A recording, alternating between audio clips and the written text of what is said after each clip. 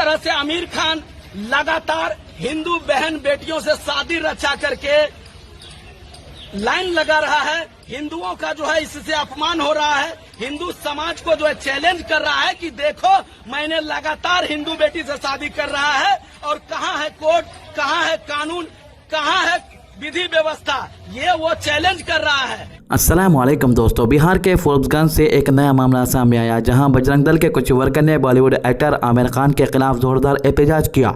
इस एहतजाज के दौरान इन्होंने आमिर खान का पुतला जलाया और इनके खिलाफ नारेबाजी भी की। सोशल मीडिया पर इस एहतजाज के वीडियोस काफी तेजी से वायरल हो रहे हैं, जहां सैफरॉन शॉल पहने हुए वर्कर्स आमिर खान मुर्दाबाद और आमिर खान जिहादी भारत छोड़ो जैसे नारे लगाते हुए नजर आ रहे हैं। ये पूरा मामला आमिर खान की गौरी स्पार्थ के साथ रिपोर्ट की गई शादी के बाद सामने आया है, जिसकी वजह से कुछ संगठनों ने इन पर लव जिहाद का इल्जाम लगाया है। रिपोर्ट के मुताबिक बजरंग दल के वर्कर का कहना है कि आमिर खान बार बार हिंदू खवातीन से शादी कर रहे हैं, वो भी एक नहीं दो नहीं पूरे 3, और इससे हिंदू समाज को चैलेंज दिया जा रहा है। एहतजाज के दौरान बजरंग दल के लीडर मनोज सोनी ने एक वीडियो मैसेज भी जारी किया, जिसमें उसने आमिर खान पर कई इल्जाम लगाए। उसका कहना था कि आमिर खान बार बार हिंदू औरतों से शादी करके हिंदू समाज को डिवाइड करने की कोशिश कर रहा है। इसने सवाल उठाया कि अगर ये सब ठीक है तो फिर कानून, लीगल सिस्टम और कोर्ट की इस पर खामोशी क्यों है। मनोज सोनी ने अपने बयान में यह भी कहा कि अगर आमिर खान ऐसे ही हिंदू खवातीन से शादी करते रहे तो इसे इसका जवाब दिया जाएगा। इसने यह भी दावा किया कि एक्टर अपने बच्चों को मुस्लिम नाम देते हैं और सवाल उठाते हैं कि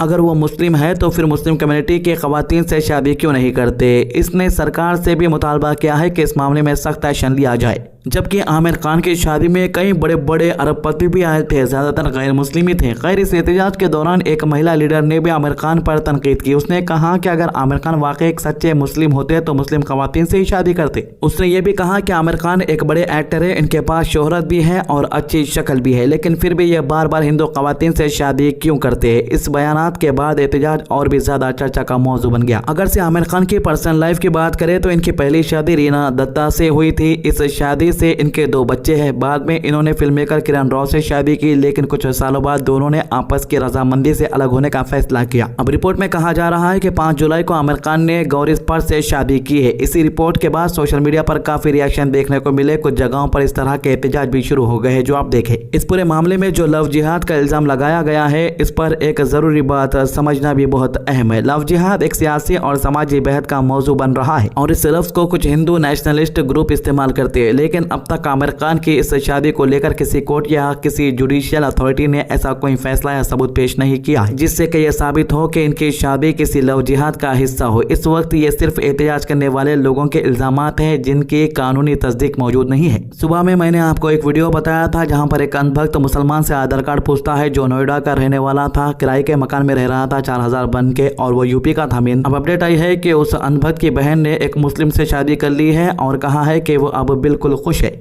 मैंने मुस्लिम लड़का के साथ शादी किया बोल के कुछ मेरे खोखले रिश्तेदार हैं जो मुझे कमेंट्स पे आके बोल रहे हैं कि तुम क्या दिखाना चाहती हो दूसरे कास्ट में शादी करके, मतलब बहुत कुछ नेगेटिव और गंदे कमेंट्स कर रहे हैं। तो उनको मैं इतना ही बोलना चाहती हूँ कि मैं जो भी कास्ट में शादी की हूँ मैं खुश हूँ यार, और मैं चाहे वीडियो बनाओ नहीं बनाओ, इससे आपको क्या प्रॉब्लम हो रहा है। अगर आपको मेरा वीडियो नहीं देखना है तो मत देखो, ठीक है। और नेगेटिव कमेंट कर रहे हो तो कर सकते हो, मुझे कोई प्रॉब्लम है नहीं। मैंने बस रिप्लाई दे दिया, आप बार बार कमेंट कर रहे हो बोल के, ठीक है। मुझे कोई फर्क नहीं पड़ता आप लोगों का कमेंट से, ठीक है। और आप लोग को अगर इतना ही शौक है नेगेटिव कमेंट करने का तो प्लीज डीपी वगैरह देके कमेंट करो, पर्सनल आईडी से कमेंट मत करो। फिलहाल आमिर खान की तरफ से एहतजाज या इन इल्जामात पर कोई ऑफिशियल रिएक्शन तो सामने नहीं आया है, ना ही एक्टर ने सोशल मीडिया या मीडिया के जरिए इस मामले पर कोई बयान दिया। दूसरी तरफ एहतजाज की वीडियो सोशल मीडिया पे तेजी से शेयर की जा रही है और लोग अपनी अपनी राय दे रहे। कुछ लोग एहतजाज का सपोर्ट कर रहे हैं, जबकि बहुत से लोग इस बात का कहना है कि हर बालिग शख्स को अपनी मर्जी से शादी करने का कानूनी हक हासिल है और किसी भी इल्जाम का फैसला सिर्फ अफवाहों या नारों की बुनियाद पर नहीं बल्कि कानून और सबूत की बुनियाद पर होना चाहिए। अब देखना यह होगा कि आमिर खान इस पूरे विवाद पर कब और क्या रिएक्शन देते हैं और क्या इस मामले में आगे कोई नया मोड़ आता है या नहीं। फिलहाल यह मामला सोशल मीडिया और सियासी हलकों में गर्म बहस का मौजू बना हुआ है।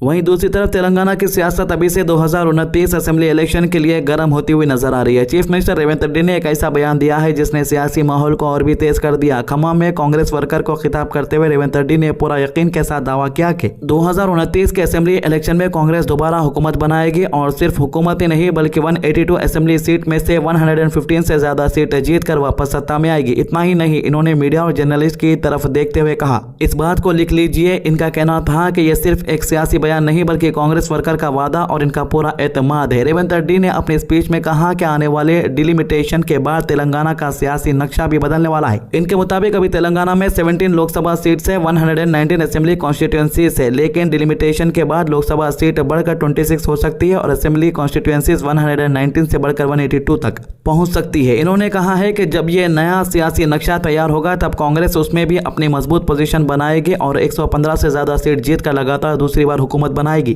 अपनी बात को और भी मजबूत बनाने के लिए रेवंत रेड्डी ने भद्राचलम के मंदिर का भी जिक्र किया। इन्होंने कहा कि यह सिर्फ इनका पर्सनल प्रेडिक्शन नहीं बल्कि खम्मम के कांग्रेस वर्कर की तरफ से एक अहद है। सीएम ने कहा कि कांग्रेस का हर वर्कर और हर लीडर रोजाना 18 घंटे मेहनत करता है ताकि 2029 में पार्टी को फिर से कामयाबी मिले और तेलंगाना के अवाम कांग्रेस को दोबारा मौका दे।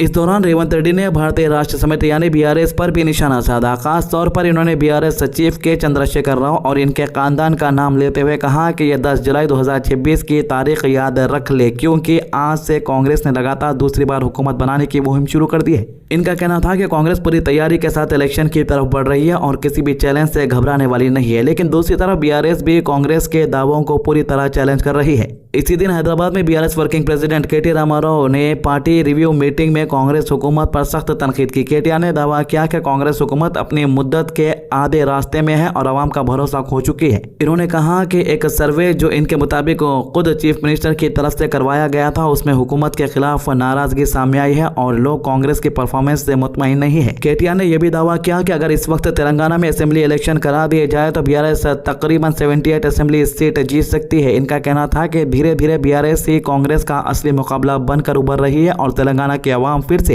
फॉर्मर चीफ मिनिस्टर के चंद्रशेखर राव को सत्ता में देखना चाहती है। इन्होंने कहा कि लोगों को लग रहा है कि बीआरएस के दौर में जो डेवलपमेंट हुआ है उसकी जरूरत फिर से महसूस की जा रही है। केटीआर ने कांग्रेस पर यह इल्जाम लगाया कि हुकूमत अपनी इलेक्शन वादों को पूरा करने में नाकाम रही है। इनका कहना था कि कांग्रेस अपनी गवर्नेंस की कमी और अधूरे वादों से अवाम का ध्यान हटाने के लिए पुरानी बीआरएस हुकूमत के प्रोजेक्ट और फैसलों पर नए नए विवाद खड़े कर रही है। असल मसाइल से ध्यान हटाकर सियासी ड्रामा किया जा रहा है। अब तेलंगाना की सियासत में एक दिलचस्प सूरत हाल देखने को मिल रही है। एक तरफ चीफ मिनिस्टर रेवंत रेड्डी पूरे एतमाद के साथ कह रहे हैं कि कांग्रेस 2029 में 115 से ज्यादा सीट जीतकर दोबारा हुकूमत बनाएगी। दूसरी तरफ केटीआर का कहना है कि कांग्रेस की पॉपुलैरिटी कम हो रही और बीआरएस फिर से मजबूत होकर वापस आएगी। दोनों पार्टी अपने अपने सर्वे का हवाला दे रहे हैं और दोनों अपनी जीत का दावा कर रहे। अब असली फैसला तो तेलंगाना की अवाम ही करेगी। इलेक्शन में अभी काफी वक्त बाकी है, लेकिन सियासी जंग अभी से शुरू हो चुकी है। कांग्रेस अपनी जीत का पूरा यकीन दिखा रही जबकि बीआरएस का कहना है कि हवा इनके हक में बदल रही है। आने वाले सालों में तेलंगाना की सियासत और भी ज्यादा गर्म होने वाली है और देखना होगा कि 2029 में अवाम किस पार्टी पर अपना भरोसा जताती है।